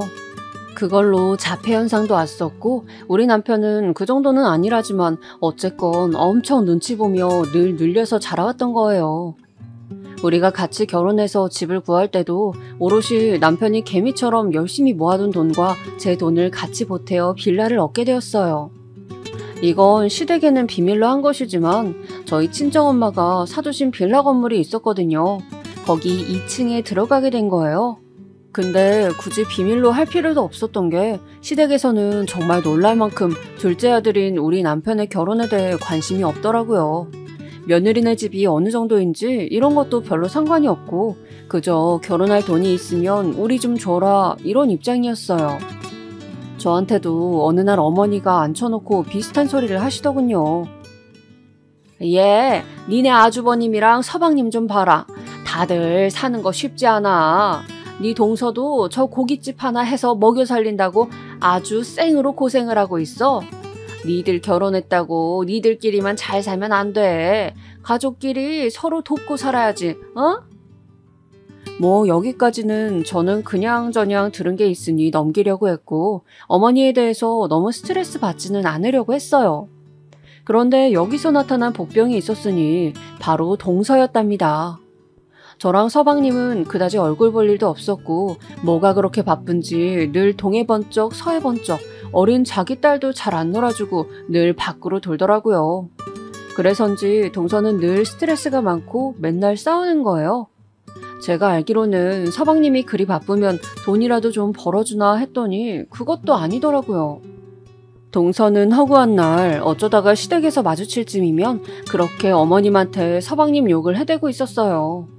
어머니는 우리한텐 그렇게 고자세시더니 동서가 친정에서 해준 고깃집으로 자기 아들을 먹여 살리니 아주 넙죽 엎드리시더군요.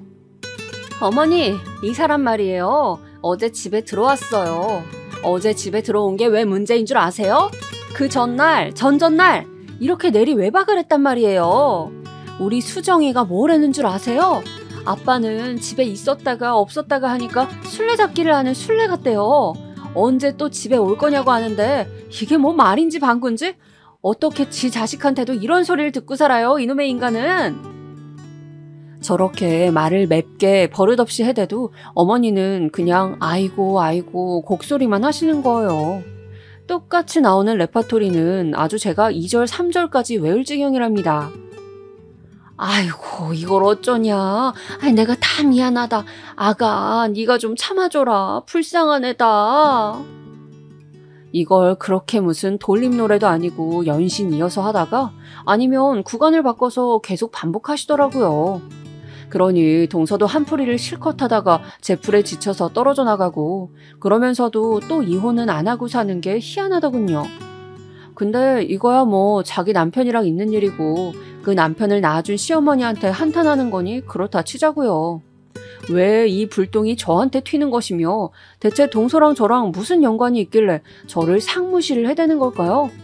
이 모든 근원은 어머니한테 온 게 틀림이 없는데 전 자신 있게 따질 수가 없더라고요. 어머니는 둘째 아들이 만만하니 둘째 며느리인 저도 아주 길에 잡초만도 못하게 느껴지셨나 봐요.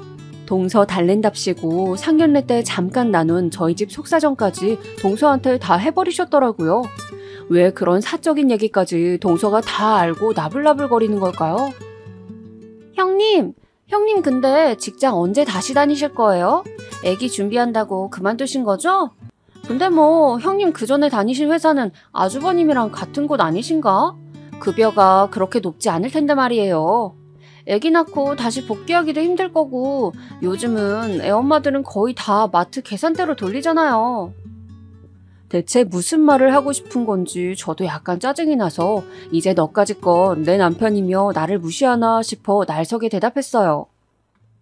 동서 왜요? 그야 뭐 제가 알아서 할 일이죠. 복귀할 수도 있고 아닐 수도 있고 정 필요하면 다른 직장 구하면 돼요. 나 그렇게 무능하지 않아요. 그러자 동서가 입을 삐죽거리더니 바로 빈정거리는 표정을 온 얼굴에 담더라고요. 순간적으로 이게 진짜 장난하나 싶어서 인상이 팍 찡그려졌어요. 그러더니 비로소 용건을 말하는데 처음에는 너무 어줍잖아서 즉시 거절해버렸어요. 남편이랑 얘기 나누기 전까진 말이에요. 형님, 지금 저희 서빙이랑 이것저것 해주던 이모가 갑자기 그만둬버렸거든요. 제가 잘해드릴 테니까 같이 좀 도와주시면 안 돼요? 사람 구한다고 여기저기 공고도 내놨고 그렇게 오래 안 걸려요. 딱 한 달만 같이 고생해주시면 돼요. 제가 아쉽지 않게 봉급도 잘 챙겨드릴게요. 네? 듣자마자 아주 반사적으로 저도 모르게 입모양으로 웃기고 있네 라는 말을 찌끄리게 되더라고요. 그때 동서야 딴 데를 보고 있어서 몰랐겠지만 제가 한 5초 만에 거절하는 바람에 분위기를 파악은 했나봐요. 계속 슬슬 달래려 들더라고요. 아유, 그러지 마시고요, 형님. 당장 지금 일할 사람이 없어요. 저 우리 가게 애도 데려다 놓고 진짜 팔 빠지는 줄 알았다니까요. 우리 엄마가 고깃집 이거 준비하는 데나 돈 대줬지 엄마가 와서 도와주지도 못해요. 진짜 사정이 안 좋고 이거 근근히 운영이 나가야 저희도 먹고 산단 말이에요. 형님도 계속 노시면 뭐해요? 돈 좀 벌어두시면 좋잖아요, 네? 이때는 정말 저도 뭔가 지저분한 것을 본 마냥 인상을 확 찌푸리고 됐다며 얘기를 끝내버렸는데요. 다음날 저녁 남편의 얘기를 들으니까 좀 마음이 안 좋아지는 거예요. 나 오늘 처남이랑 농구하고 왔어. 처남 농구 그렇게 좋아하는지 몰랐네. 왜 말을 안 해줬어? 어? 당신 오늘 용재 만났어? 둘이서 언제? 내가 처남한테 연락했지. 이번에 서류 만들다가 필요한 게 있어서 이런 것 좀 해줄 수 있냐고 연락했더니 해준다던데? 그래서 밥 먹고 카페에서 서류도 보고 소화시킬 겸 앞쪽 공원도 같이 갔어. 그런데 근처에 애들이 놀다가 농구공을 어디 찌끄리고 가버린 거야. 내가 공 좀 튀겼더니 처남이 자기도 공 달라고 하더라. 이러면서 제 동생이랑 같이 시간을 보낸 걸 얘기하는데 이 녀석이 생각보다 꽤 깊은 얘기를 지 매형한테 했었더라고요. 자기는 누나가 결혼한다고 했을 때 미안한 마음이 너무 컸다는 거야. 누나는 아마 모를 거라나? 그럼 내가 얘기해도 되냐고 하니까 마음대로 하라더라고. 무슨 말인가 했더니 글쎄 듣고 나서 저는 그만 엉엉 울어버리게 되었어요. 우리 엄마의 아들이지만 나한테도 내 아들인 마냥 뭔가 늘 아픈 손가락이었던 내 동생이었거든요. 누나가 맨날 자기만 신경 쓰느라 인생을 허비하는 것 같았대. 같이 살고 있으니까 늘 자기가 짐이 되는 것 같았나 봐. 누나도 결혼했으니 이제 제발 자기 인생 재미있게 살았으면 좋겠다더라고. 얘가 이런 말을 잘하는 애가 아닌데 그런 속 얘기까지 털어놓았더니 심지어 우리 남편과 제 동생은 키도 비슷하고 둘이 상견례 때도 얘기가 잘 통했었어요. 하여간 남편은 제 동생을 이렇게 잘 챙겨줬는데 괜시리 제가 야멸차게 거절해버린 동서의 부탁이 떠오르는 거예요. 솔직히 동서가 이뻐서 도와주는 게 아니라 저랑 동서는 어디까지나 남편의 형제들로서 엮인 관계잖아요. 그럼 눈 딱 감고 그냥 남편의 동생인 서방님을 나도 챙긴다는 의미로 좀 도와줄까 싶더라고요. 이후로도 남편은 일 때문에 제 동생을 한 3, 4일에 한 번꼴로 만나서 같이 밥 먹고 둘이 영화도 보러 다녔어요. 그러니 그 와중에 저도 평소에 저라면 때려 죽어도 하지 않을 일을 결정하게 된 거예요. 제가 스스로 나서서 동서에게 연락을 했고 고깃집 서빙이며 잡일을 딱 한 달만 돕겠다고 말이에요. 그러면서 속으로 되뇌었어요. 딱 한 달만 해주고 말자. 2달은 절대 못해. 이러면서 다짐을 했었답니다. 대충 어떤 일일지 이미 어느 정도 감은 오지만 동서랑 어쩌면 친해질 수도 있고 또 모를 거라는 야무진 상상을 했었네요, 저도. 지나놓고 보니까 이게 얼마나 말도 안 되는 얼토당토 않은 상상이었던 건지 아직도 기가 막혀요. 이후로 저와 동서의 관계는 정말 고깃집 불판 활활 타오르는 와중에 누가 얼음이라도 쏟아 넣은 듯 폭죽 터지듯 터지게 되었거든요. 당장 불이 안 나는 게 이상할 정도로 말이에요. 어머, 형님, 여기 제대로 닦으신 거 맞아요? 이렇게 하시면 안 되는데. 아니, 집안일을 하나도 안 해보셨나? 형님은 확실히 살림의 소질은 없으신가 보다. 전 이런 것까지 다 포함해서 제대로 해달라고 형님한테 부탁한 건데 말이에요. 이때는 약간 저도 민망하기도 했고 뭔가 잘못한 건가 싶어서 얼른 불판을 쓱쓱 닦았어요. 옆에 원래 일하시던 이모님이 한 분 있기는 했는데 그래서 그분한테 슬쩍 여쭤봤어요. 그랬더니 이분도 눈치를 좀 보시더라고요. 형님? 형님 올케 관계예요? 아니면 동서?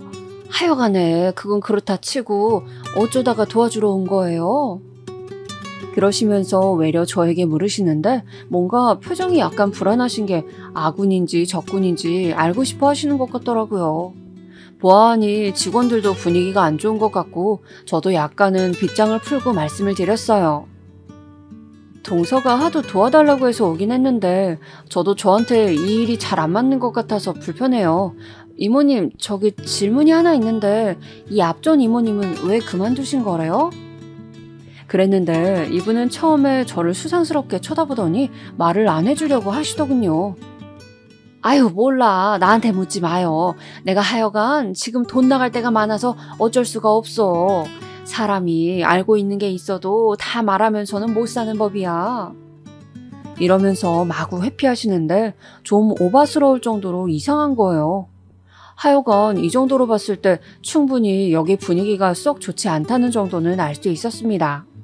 그런데 얼마 안 가서 제가 제법 꽤 작지 않은 사고를 당하고 나서야 저한테 마음을 여시더라고요.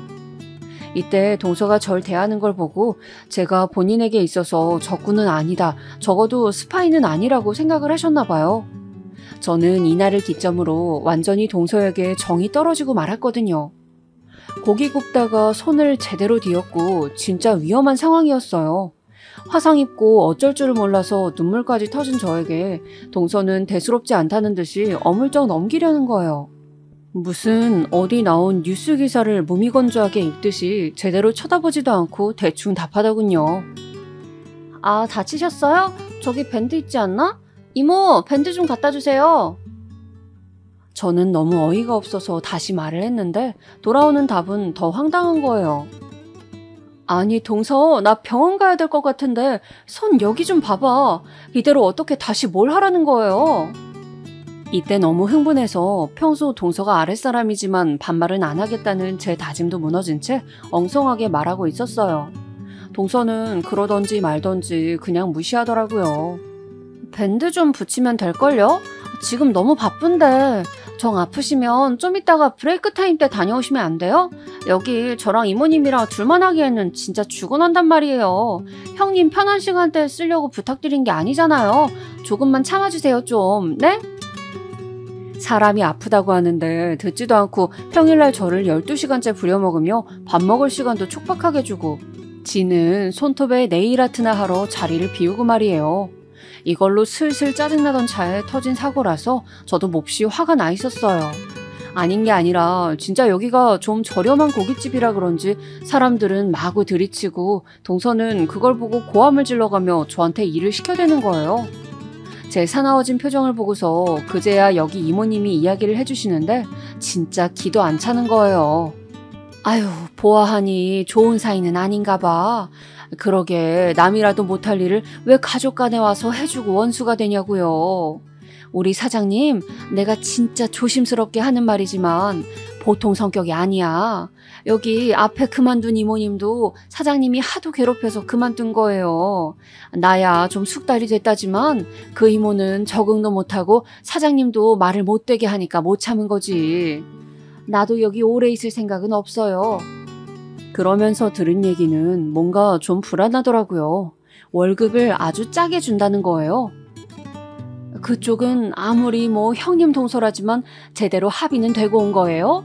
내가 볼 때는 그쪽도 얼마 안 줄 것 같은데 가족이건 뭐건 간에 야멸차게 대하는 걸 보니 어찌 보면 차별을 안 하긴 하는 거네. 이걸 공평하다고 좋게 봐야 할지 모르겠지만 말이에요. 그래도 저는 설마 아닐 거다 하면서 일단은 한 달을 채워주기로 마음을 먹었어요. 하다 말고 그만두기도 모양이 아니고 아픈데도 병원에 못 가게 했던 동서가 여러모로 못 견디게 혐오스럽긴 했지만요. 이 꼴을 대체 언제까지 참아야 하나 싶어 고깃집 냄새를 잔뜩 뒤집어 쓰고 진짜 악으로 깡으로 버틴 것 같아요. 그러고 드디어 한 달째가 되는 날 저는 동서가 입금한 금액을 보자마자 바로 따지러 갔습니다. 동서, 이게 뭐야? 80만 원? 80만 원이라니 지금 장난해? 돈 잘못 입금한 거 아니야? 동서는 너무 어이없게도 지도 기분 나쁘다는 듯 대꾸하더군요. 형님, 보자 하니까 정말 왜 이러세요? 왜 다짜고짜 반말을 하시냐고요? 제가 얼마간 참아드렸더니 아무리 그래도 제가 이 집에 며느리 된 게 형님보다 더 오래됐어요. 왜 갑자기 반말이세요? 전 다 무시하고 무조건 제 할 말만 해버렸어요. 이게 지금 어디서 딴 데로 주의를 돌리려고 하나 웃기지도 않더라고요. 말 돌리지 말고 좋은 말 할 때 장난치지 말고 금액 제대로 넣어. 있잖아, 내가 출퇴근한 날 다시 정리해서 보내줘? 나 12시간 꼬박 한 달 일했어. 빠진 날은 딱 하루. 우리 엄마 아팠던 토요일 하루밖에 없다고. 요즘 누가 12시간 일하고 월급을 80만 원 받아? 고등학생도 이렇게는 안 받아. 지금 장난하자는 거야? 그러자 동서는 여전히 고자세를 취하면서 제 눈도 안 보고 계산대만 보고 답을 하는데 진짜 등짝을 세게 한 대 갈기고 싶더라고요. 아 참, 계산을 이상하게 하시는 건 형님이잖아요. 그러게 누가 일을 그런 식으로 하래요? 저도 돈 없이 장사하는 사람이에요. 그 정도면 많이 쳐드린 거죠. 세상은 다 경력직 쓰는데 전 생짜 신입인 형님 데려다가 썼잖아요. 고등학생 어쩌고 하시는데 솔직히 걔네 데려다 놓아도 형님보단 일 잘해요. 암튼 그만 시끄럽게 구시고 나가세요. 장사해야 된다고요. 이러면서 저를 그냥 나가란 식으로 몰아가는 거예요. 참다 못해 저는 소리를 대판 질러버렸고 그걸로 둘이 고깃집 앞에서 한 30분을 싸우댔어요. 너무 치사하고 웃겨 죽겠는 게 동서는 이걸 갖다가 저희 어머니한테 아주 잔머리 굴려가면서 일러바쳤더라고요. 집에 와서 씩씩대고 있는 저에게 곧장 어머니로부터 전화가 걸려왔어요. 이젠 어머니한테도 핫딱지가 나는 게 글쎄 저보고 당장 사과하라는 거예요. 얘, 너 망측하게 뭐하는 짓이냐? 도와주러 갔으면 곱게 도와주고 갔어야지. 애 바쁘고 정신없다는데 가서 일도 아주 허투루 했다면서. 너 때문에 본 손해가 한두 푼이 아니라더라.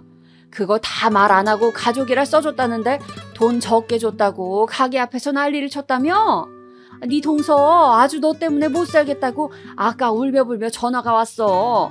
너 때문에 보통 손해를 본 게 아니라고. 동네 장사인데 손님들 앞에서 대판 싸우고 아주 개망신을 당했다더라. 당장 전화해서 사과해. 와, 정말 미치고 팔짝 뛰고 환장을 하겠더라고요. 이 일에 대해서 남편에게 말을 했더니 남편도 많이 놀란 모양이었어요. 본인도 평소 자기 동생의 부인인 동서가 자기를 약간 무시하는 듯한 언행을 하는 걸 알고는 있었거든요. 나는 재수씨가 아니 평소에도 썩 좋게 생각하진 않았지만 당신한테도 그렇게 했단 말이야? 아휴, 내가 한번 전화해서 뭐라고 해야 하나? 이건 나를 무시하는 거야. 분이 풀리질 않네. 남편이 속상해서 머리를 쥐어뜯는 걸 보니 이건 이것대로 또 새롭게 열이 받기 시작하더라고요. 이 사람은 순전히 좋은 의도로 제 동생을 챙겨준 거고 저도 그런 마음으로 남편의 동생 부부를 챙긴 셈이었어요. 물론 일한 거 다 하나하나 따져서 속속들이 빼먹겠다기보다는 일한 만큼의 봉급은 줘야 하는 거잖아요. 도와준다는 의미는 어디까지나 인력으로서 돕겠다는 거였고 거기에 대한 대가는 지불하겠다고 동서 본인도 약속을 했었던 것이고요. 요즘 시급 생각하면 고깃집 알바 12시간 시켜놓고 곧 죽어도 80만 원은 못 줘요. 제가 이 문제로 참을 수가 없어서 다시 동서에게 전화해서 따졌더니 이제는 이게 진짜 완전히 돌아버린 건지 보통 악랄한 애가 아닌 거예요. 저한테도 이따위인데 같이 장사하는 이모들 자기보다 약자인 사람들한테 얼마나 함부로 대했을지 알겠더라고요.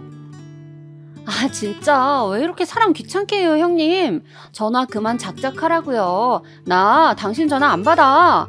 이제 시댁이고 뭐고 당신 때문에 다 역 같아서 얼굴 안 본다고. 상백수로 집에서 쳐놀고 있다는 거 써줬더니 고마운 줄은 몰라. 동생도 등신 같아서 집에서 백수로 논다더니 아주 쌍으로 집안이 평생 놀고 빌어먹을 팔자인가 보네. 여기서 저는 확 꼭지가 돌아버린 거예요. 제 동생 얘기가 여기서 대체 왜 나오는 거죠? 그리고 이런 류의 험담을 누가 했길래 동서는 저 따위로 알고 답하는 거냐고요. 동서 지금 뭐라고 했어? 내 동생 얘기한 거야? 지금 정신 나갔어? 아, 시끄러워요. 그럼 그쪽 동생이지 뭐긴 뭐야. 따질 거면 어머님한테 따지던지. 끊어요. 이러면서 전화를 확 끊는데 정말 쫓아가서 머리채를 잡고 싶은 심정이었어요. 이쯤 되면 대상이 어머니인지 동서인지도 저도 잘 분간이 안 되더라고요. 제가 누구를 이렇게 왕창 혼내주고 싶은지 말이에요.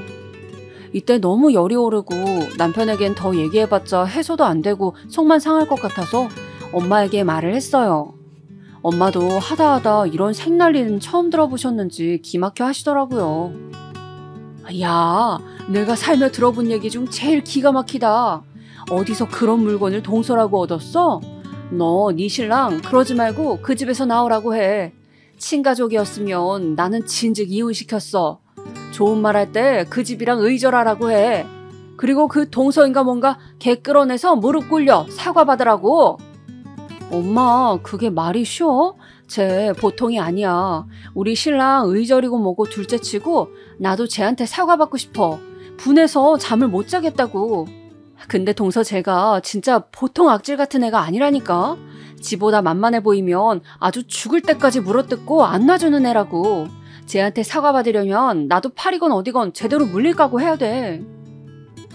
평소 애지간한 분쟁에 섞이길 싫어했던 제가 어쩌다가 이렇게 독해져서 잔뜩 화가 올라있는지 참 어이가 없더라고요. 순간순간 동서가 했던 말, 그 한 달간의 시간 동안 밀착해서 저를 쪼던 걸 생각하면 몇 번이나 쫓아가서 따진다 해도 부족했어요. 근데 엄한 인간 때문에 이러다가 저만 심각하게 화병 걸릴 것 같더라고요. 게다가 사람이 건드릴 게 따로 있지 가족을 건드려요?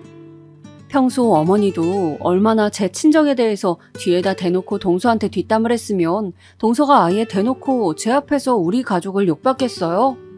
내 동생을 가지고 저 따위로 비과대고 백순이 등신이니 말을 한 건 전 참을 수가 없었어요. 그런데 애지간한 방법으로는 도저히 동서를 연맥일 방법을 못 찾겠더라고요. 하지만 사람은 누구나 어딘가에서 방법을 찾고 제 경우에는 이게 시기적으로 그리고 당시 엄마의 이런저런 타이밍상 맞아떨어지긴 했던 것 같아요. 그게 아니라도 나중에 어떻게든 악을 쓰고 방법을 찾기는 했겠지만 여러모로 엄마 덕에 시기가 빨라졌답니다. 다름 아닌 엄마가 이전부터 눈여겨봐두던 건물이 있었거든요. 근데 그쪽이랑 계약이 잘 안 되어서 엄마가 여러모로 속상해하시던 판에 저희 시댁 부근에 있는 도로변 건물들도 좀 보고 계셨어요. 사실 그렇다고 해봤자 엄청나게 큰 건물은 아닌 거로 엄마가 노후며 이것저것 계획해서 짜둔 것과 적당히 맞아떨어지긴 하더군요. 이후로는 흥정도 필요하고 여러모로 머리를 굴릴 필요가 있었지만 말이에요. 저는 이쪽으로는 생각을 안 해봤는데 불현듯 갑자기 엄마가 먼저 말씀을 꺼내오셔서 너무 놀랐어요. 윤희야, 우리 거기 건물 사야겠다. 내가 보니까 거기 전망이 지금은 그럭저럭이어도 이후로 나쁘지 않아. 이참에 사버려. 마음이야 저도 어서 물먹이고 싶은 생각이 컸지만 아무리 말이 그렇대도 엄마의 일정 재산이 걸려있고 여러모로 신중해야 하잖아요. 그래서 저도 생각만 하고 있던 차에 엄마가 몇 번을 같이 알아보러 다니자고 하시니 함께 움직이게 되었답니다. 그런데 의외로 그 건물을 선택하는 수단이 썩 나쁘지는 않은 거예요. 결국 그렇게 해서 알아보던 차에 우리는 비밀리에 그 고깃집 건물주를 만나보게 되었어요. 엄마야, 이쪽 부동산들은 워낙 다 섭렵하고 계신 거로 그리 어렵지 않게 자세한 정보들을 들어보게 되었어요. 저도 중간중간 거기서 일할 때 동서가 푸념하던 소리들도 들었었고 말이에요. 근데 진짜 안에서 새는 바가지가 밖에서도 샌다고 동서는 어딜 가나 이미지가 안 좋더군요. 건물주 아줌마가 보기에도 영 아니었나 봐요. 아, 그 새댁. 하긴 이제 새댁도 아니지. 결혼한 지 좀 되지 않았나? 하여간 거기 친정엄마가 아주 쌈딱이야. 내가 그거 못 이겨가지고 몇 번을 끌려다녔어. 우리야 이번에 딸내 이사 갈 일도 있고 따로 크게 돈 들어갈 일 있어서 넘길 생각이긴 한데 하여간 이러나 저러나 그 고깃집이랑은 계약 연장 안 하고 싶더라고. 글쎄 몇 번이나 월세도 안 내고 밀리기도 하고 지 분리할 때만 살갑게 굴어대. 어떤 때는 나한테 전화해서 부모도 없는 자식 마냥 엄청 대들기도 했다니까. 듣자 하니 정말 최악인 게 1층 고깃집을 쓰는 동서는 그 바로 2층인 2층 사무실이랑도 짜고서 건물주를 몰아몰아 속이려고 했던 적이 있었나 봐요. 주차 공간도 지들 멋대로 쓰고 고깃집도 지저분하게 써가지고 벌레들도 많아지고 그 방역도 그대로 건물주한테 돌리고 엉망진창이더라고요. 꼴에 또 여기서 장사 좀 했다고 고정 손님들 있다고 아주 박박 악을 쓰더라고. 뒷단에는 연장이 아주 당연한 건 줄 아나 봐. 누가 보면 이 건물 지 건 줄 알겠더라고. 이쯤 되니 엄마랑 저는 더 결심이 확고해졌고 비밀리에 건물을 구입하기에 이르렀어요. 동선에 역시 계약 연장 얘기를 당연한 듯 알고 굳이 꺼내지도 않았고 주인도 건물 팔까 말까 고민 중이던 차이고 서로 괘씸해하는 차라 얘기는 안 나왔었나 봐요. 그런 사이에 저와 우리 엄마가 껴서 이 건물을 사게 된 거고요. 사실 이렇게 사서 넘어가게 되기까지도 한 반년 넘게 진행되긴 했는데 그 사이 동서는 주제에 인테리어도 좀 했더라고요. 뒷단에는 당연히 재연장하면서 해먹을 생각이 있으니 그런 계획을 깜찍하게 세운 걸 거예요. 저도 간간히 어머니를 통해 들려오는 동서 소식은 들었고 당연히 저의 건물 구입 계획은 얘기하지 않았었답니다. 어쨌건 동선에는 인테리어를 얼추 마쳤고 저는 엄마를 모시고 드디어 당당하게 그 망할 고깃집에 방문했어요. 남편에게도 가타부타 설명하지 않았었기 때문에 이 모든 일이 진행되고 나서야 남편은 알게 되었답니다. 듣고 너무 얼얼했는지 몇 번이나 되묻더라고요. 당신이? 아니 장모님이? 아니 어떻게 그 건물을 사? 장모님 여기 빌라 이 건물만 갖고 계시는 거 아니었어? 그만한 돈이 있으신 분이었어?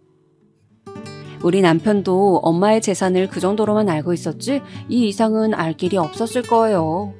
저도 정확히 알지 못하고 엄마는 맨날 절약하고 아끼고 살아야 된다면서 말씀을 잘 하진 않으시거든요. 그렇지만 어디 나오는 정보나 부동산 관련된 정보는 늘 빼곡하게 보고 알고 계시는 편이고 관심도 많이 보이셨거든요. 힘겹게 집을 일으키게 된 것은 엄마의 재테크도 무시 못하는 능력이었던 것 같아요. 하여간 그렇게 해서 우리는 동서를 찾아갔고 그토록 하고 싶었지만 마음에 담아두었던 그 말, 바로 그 말을 하게 되었답니다. 동서, 계약기간 끝나면 나가줘. 이 건물 우리 거거든. 우리가 연장할 생각 없으면 안 하는 거야. 무슨 말인지 알아듣지? 다른 데 알아봐. 동서는 상황 파악이 빠르게 돌아가는 인간이라 미친 듯이 놀란 표정을 지으면서도 이게 헛소리는 아니라는 걸 알았나 봐요. 꽥꽥 소리를 지를 줄 알았더니 곧장 말을 바꾸면서 요리조리 틈을 보며 계속 저와 엄마를 연신 살피더군요. 저기 무슨 말씀이신지. 저는 이미 인테리어도 다시 끝냈고요. 연장한다는 건 이미 공공연하게 우리끼리 알고 있던 사실이에요. 혹시 얘기를 못 들으신 건가요? 제가 뭐라고 말하려는 찰나에 엄마가 나서시더라고요. 다 들었으니까 하는 말이에요. 그거 들어봤자 무슨 소용이 있는데 그건 그쪽 얘기지. 우리는 건물 샀고 우리가 그걸 연장할 이유는 없잖아요. 우리랑 합의가 안 됐는데. 그리고 재건축 계획도 있고 이미 이전 건물주분도 고깃집 이어서 하게 둘 생각은 없었다던데. 월세도 몇 달씩 밀렸었고 건물도 지저분하게 썼다면서요. 그런 내용까지 들어놓고 연장은 못하지. 그쪽이라면 연장할 맛 나겠어요? 그러다 동서는 뭔가 잘못되고 있다 싶었는지 인테리어 본전 얘기하면서 계속 바락바락 들이밀더라고요. 아니, 이게 뭔 소린지 모르겠네? 형님, 말 좀 해봐요. 우리 인테리어 하는 거 형님은 알고 있었잖아요. 그쵸? 알아요, 몰라요? 어머니가 말 안 했어? 이게 어느 면전에다 대고 이렇게 반말을 섞는지 모르겠더라고요. 심지어 우리 친정엄마가 옆에 있는데 말이에요. 뭐라는 거야? 내가 알면 뭐가 달라지는데? 알아도 난 해줄 생각이 없다니까? 잔말 말고 계약 기간 끝나면 다 복구해놓고 나가. 무슨 연장이야 연장은? 연장 같은 소리하고 앉아있네? 꿈도 꾸지 마! 동서는 내내 이글거리는 눈으로 저를 노려보더니 이게 보통 상황이 아니란 걸 온몸으로 깨달았나 봐요.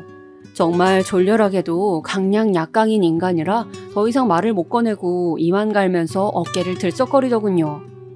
이 뒷얘기는 웃기지도 않는 게 글쎄 어머니가 전화해서 또 심파극을 짜시더라고요. 와중에 이도저도 없는 미운 둘째 아들이 어디서 돈 있는 며느리를 물어왔나 싶었는지 말투도 싹 달라지셨어요. 예, 그러지 말고 네 동선에 좀 봐줘라. 가족끼리 좋은 게 뭐야. 너무 그렇게 야박하게 용돈이니 뭐니 그 가게 연장도 꼭 그럴 필요는 없잖니. 네가 화가 많이 났다는 건 알겠다. 듣자 하니 쟤도 그러더라고. 자기가 형님을 서운하게 한 것 같다고 말이야. 뭐 때문에 그렇게 화가 났는지 모르겠다만 그러지 말고 좀 봐줘라. 어? 저는 이 말에 동서보다 어머니한테 더한 화를 쏟아내게 되더군요. 생각해보면 동서도 미친 듯이 싫지만 이 모든 논쟁에 기반을 깔아준 건 어머니니까요. 어머니 진짜 웃기지 좀 마세요. 저 진짜 지금 엄청 참고 있는데 더 불지르시는 거예요? 어머니가 동서한테 제 친정동생 험담하셨죠? 등신이네 백수네 그 소리 정말 순진하게 동서 혼자 한 생각 맞아요? 둘이서 얼마나 저를 뒤에서 씹어댔으면 동서가 제 면전에서 그딴 소리를 해요? 지금 똑바로 말하세요. 어머니가 그렇게 욕하신 거예요? 아니면 동서 혼자 그런 거예요? 동서가 그런 거면 동서만 머리채를 잡을 것이고 어머니가 제 동생 욕하신 거면 우리 엄마 가만 안 있겠대요. 지금 빨리 똑바로 말하세요. 네? 이 말에 어머니는 지금 현재까지 한 통의 연락도 없다는 게 믿어지시나요? 이날 전화를 황급히 끊어버리더니 일체 연락이 없어요. 동서는 싹싹 빌고 별 구질구질한 모습을 보여가며 곧 죽어도 자기는 어머니가 욕한 걸 잘못 전한 것뿐이라고 하더군요. 그러거나 말거나 저는 동서네를 내보냈고 시댁과는 이걸로 거의 인연이 끊어지다시피 하게 되었어요. 남편도 듣고 나니 자기도 뭘 어쩔 수 없었나 봐요. 엄연히 친가족이 아니기도 하고 자기도 여러모로 질려 있었고 또 이렇다 싶게 자를 계기가 없었을 테니까요. 동서는 그렇게 피도 눈물도 없이 정리해서 쫓겨난 뒤로는 이제 일체 연락을 하지 않아요.